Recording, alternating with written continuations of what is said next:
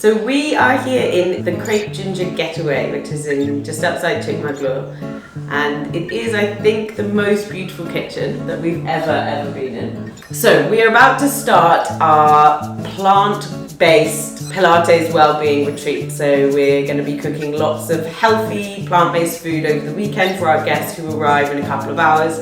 So before they get here, we thought we'd show you how we're going to make one of the things, which is a creamy kind of coffee vegan tart. I know it sounds like, how is that even possible? So that is what we're going to be showing you. There's lots of little tricks. So let's get started. So you need a kind of tart case like this. This one is actually loose bottom. You can just get it on Amazon and it does make life a lot easier if you have one of those, but it's not 100% necessary. So the first thing we're going to do is make the crust. So rather than it being made of traditional pastry, which is what a tart base is normally made of, which is full of, you can't really make pastry without butter and maida, or at least it's very difficult. So we're doing a completely healthy plant-based one, which is full of like nuts and oats and jaggery and dates and things. So I'm going to talk you through how we do that. First, we need to toast our nuts. So here we have 150 grams of walnuts and almonds. You could just use one or the other. Walnuts, I think, give it a really nice kind of different flavour.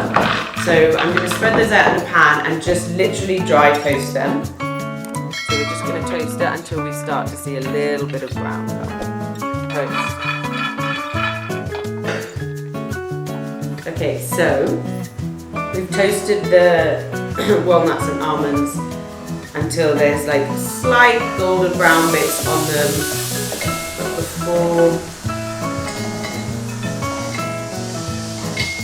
they catch. Okay, I'm trying not to burn my hands. Okay, so first we just want to blend these until they become like a crumbly kind of paste.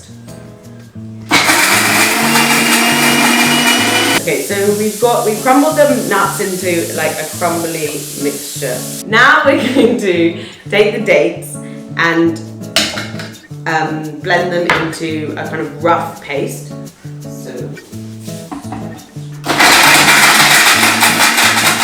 So we've ground up the nuts until they're kind of the texture of wet sand. And now we're going to add in all of our other ingredients that are going to make this taste great. In addition, we're going to add in 100 grams of rolled oats. We're going to add in a tablespoon and a half of jaggery powder. We're going to add in a tablespoon of ground coffee. So we're using my favourite Blue Tokai, which is from Chickmaglur itself. How great is that? And we're going to add in a bit of salt. So I'm just going to put a good grind of salt with this crazy thing. And we're going to add in 60 ml of coconut oil, extra virgin coconut oil. So that has now come together. And it does have the texture of a kind of crumbly dough, which is exactly what we're looking for. So now I'm just going to use my spatula to get it out, and in a very clumsy way. I've greased the bottom of this just with a bit of coconut oil. And as I press it down, it's malleable, so it's just going along with how my fingers are. So this is a really good workout. So just hold it, keep turning it and pressing it. So obviously imagine what you think of as a normal tart. It has a base which is probably just under ½ an inch thick, and that's as even as possible along the bottom and then going. This is actually quite fun, by the way. Okay, so now that we've got it like this, looks like an even pie tart case.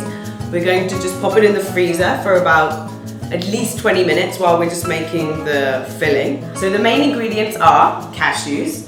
That was 200 grams of dried cashews, which we've soaked for 4 hours in water. So I'm just going to drain out the water. We don't need it. So these are going to form the base of the filling. So we can just pop them into our blender. And now we can add all the other ingredients for this, which includes 90 ml of coconut oil. So that coconut oil, because it's hard when it's at cold temperature, that's what's going to kind of set the case filling so it doesn't stay liquid. We're also going to add 90 ml of strongly brewed coffee.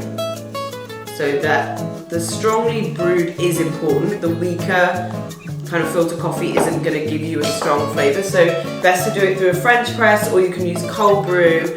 I use my AeroPress, which I don't know whether you know what it is, but I can do a video about that also. And we're also going to add 1.5 tablespoons of vanilla extract. If you don't have vanilla, it's really not the end of the world, but it does add a really nice flavour. And then finally, we're going to put 60 ml of jaggery liquid. So you could use honey. We are here catering to vegans this weekend, so most vegans don't have honey. So we are using this jaggery liquid. You could use, if you had, I like using jaggery because it's Indian and it's a local ingredient, but if you have some maple syrup or agave, so any kind of liquid sweetener, natural sweetener would work here. Okay, so that is a big mess of delicious things that we're going to blend up.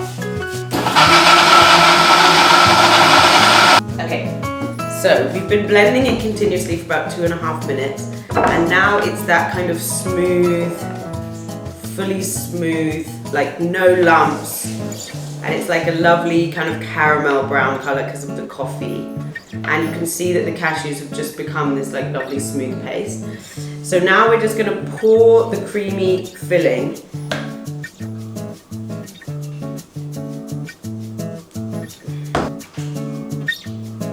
So now we've got this lovely, smooth, creamy, caramelly mixture in the middle. I'm just going to use a spatula to just gently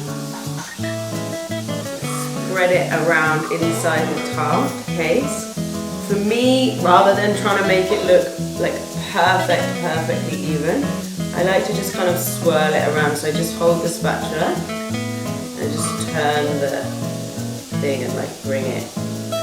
We freeze it first, and then when we're ready to serve it, we can just put it in the fridge for an hour before we're ready to serve it, so that we can slice it into clean slices. So this will become firm, so that we can, using a sharp knife, like actually cut it out. And that's why you're, having a loose bottom tart case is really great, because you can hold it from the bottom and push it up when it's ready.